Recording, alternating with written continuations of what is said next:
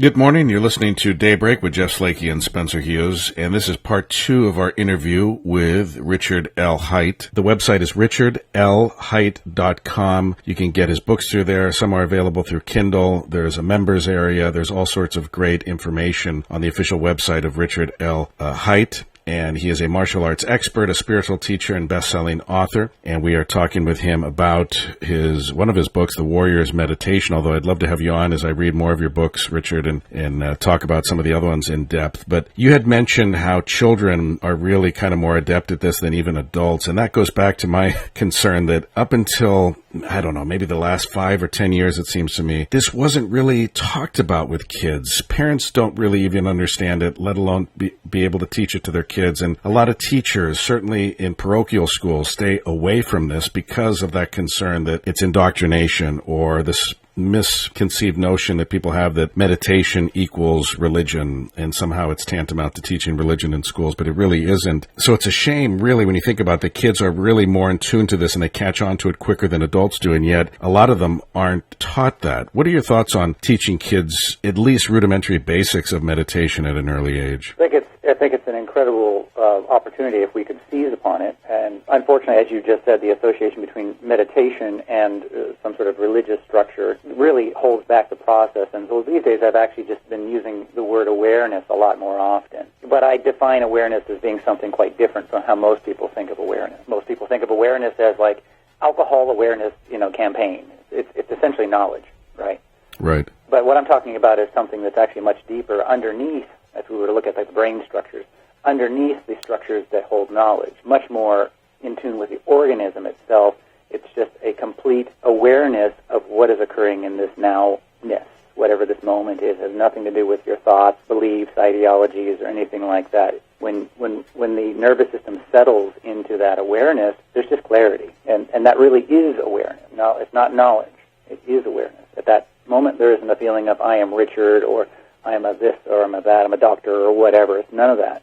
It's just clarity. And, well, if there were anything that would help people now, it's that clarity. And that includes children.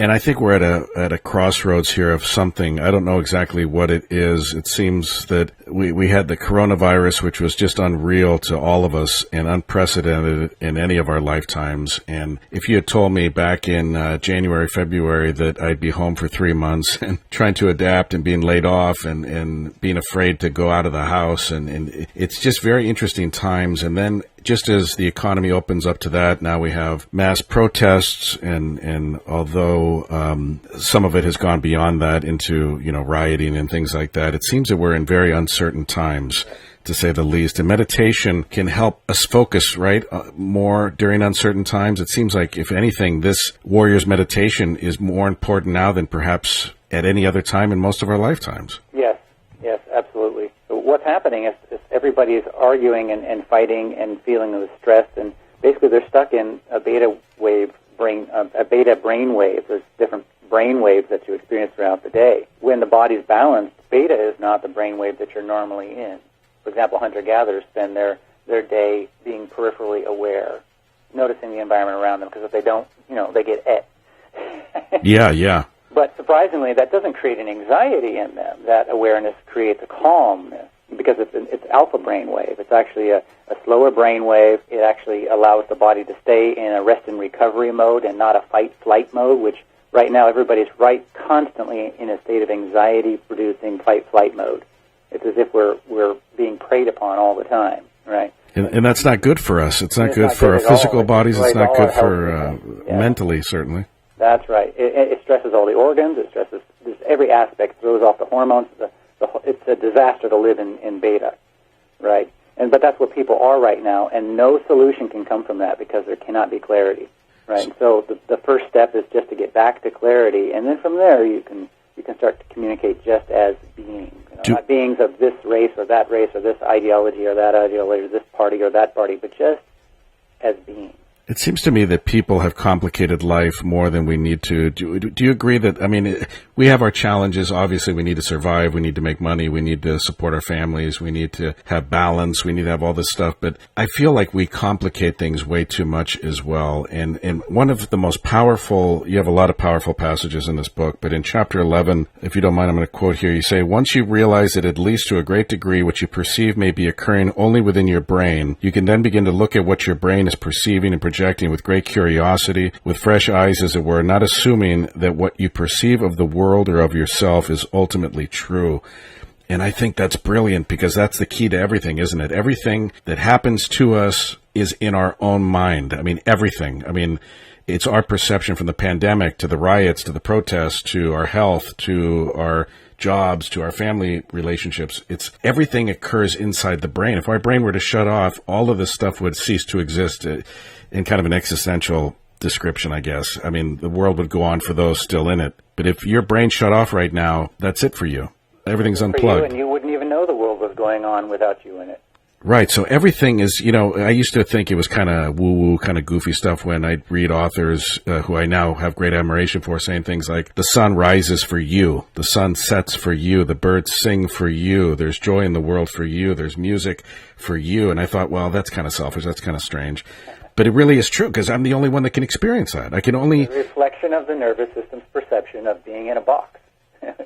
It's fascinating. It blows my mind. It really does. And I wish I went to Berkeley, for goodness sakes, and I didn't get into this stuff. I mean, if you can't get into this stuff at Berkeley, where are you going to get into it, right? I mean, I wish I'd gotten into this certainly in my college years, but it's just an endless fascination and learning process for me that I don't think we'll ever fully understand how the mind works, but I think we overcomplicate things. I think life is a lot more intuitive and melodic than we give it credit for, and we just have to kind of get back in tune with maybe what our ancient ancestors knew a little more innately, you think? Oh, absolutely. And I think that it's not something that we have done wrong per se. It's actually an inherited lifestyle that creates this phenomenon. So essentially, if you were to look at the human being as an expression of the earth, just like any other animal, when we're the less insulated, there's a certain amount of insulation that every creature needs from the elements. But when you get beyond what is necessary, you're actually insulating the psychology from the corrective mechanism, which is nature. And when you insulate the psychology from the corrective mechanism, you start to go insane. Anxiety is going to pick up. You're going to be in beta brainwave all the time. So it's just a natural phenomenon of being separated psychologically from the earth, right? The hand to mouth, kind of get your fingers in the soil to move through nature, as not as if you were moving through an external environment, but as if you're moving through your home, right? Not like an alien, but as an actual earthling. And human beings on a subconscious level, maybe even on a conscious level, we don't feel like we're of the earth. We treat the earth as if we're alien to it. Ah, that's so true. It really is true. I mean, we act like we're not a part of, like we think of the animal kingdom and then ourselves detached from it, and that could be one of our greatest errors. I know people who are very happy in big cities, living in skyscrapers 50 stories up, and their tiny little cubicles of homes. And I wonder if they've conditioned themselves to accept that. I can't get myself to believe that innately is what we need. We don't need 50-story skyscrapers, and we don't need hustle and bustle of dodging taxis just to get across the street to the cafe. And it seems like all these stresses are things we might get used to. But when I'm living in my 5 acres of forest, I know you're in Southern Oregon and you're in forest as well. I've only lived here 2 years. I wish I'd done it 40 years ago, because I have never felt more myself or at peace or in tune than living in this forest. I'm looking out right now from my studio at trees and greenery and hummingbirds coming up to the feeder, and there's deer walking around, and I think, my goodness, this is what we should be.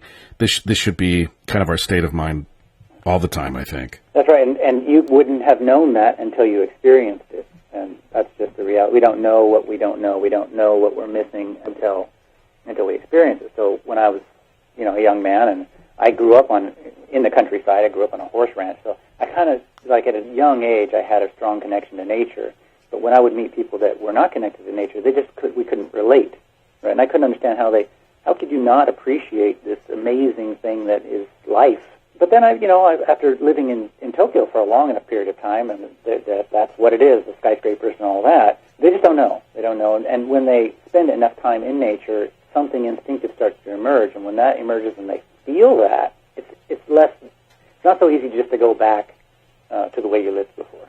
Yeah, there's not one study that I can find that living in tall skyscrapers and dodging taxis on your way to work is good for the soul or the mind or the body. But there's countless evidence showing green belts, and now they're saying blue belts, and studies all the time showing that just 15 minutes in nature every day, half an hour in nature, makes a world of difference. Nobody ever says to go on a walk, through your boardroom, in the big castles in the sky. They say go out, with green under your feet and walk barefoot on the earth. And there's just so much to that. And, Richard, I wish we had more time. We will have more time, I promise, on Hughes from the Heart. If people are wondering, I purposefully kind of left it vague because this is a book to be read. It's a book to be reread. It's a book to really be just to immerse yourself in. And I know the Kindle version's available on Amazon. They can go to richardlhaight.com. That's Haight, richardlhaight.com, and get the books there as well. And people can contact you, correct? Yes.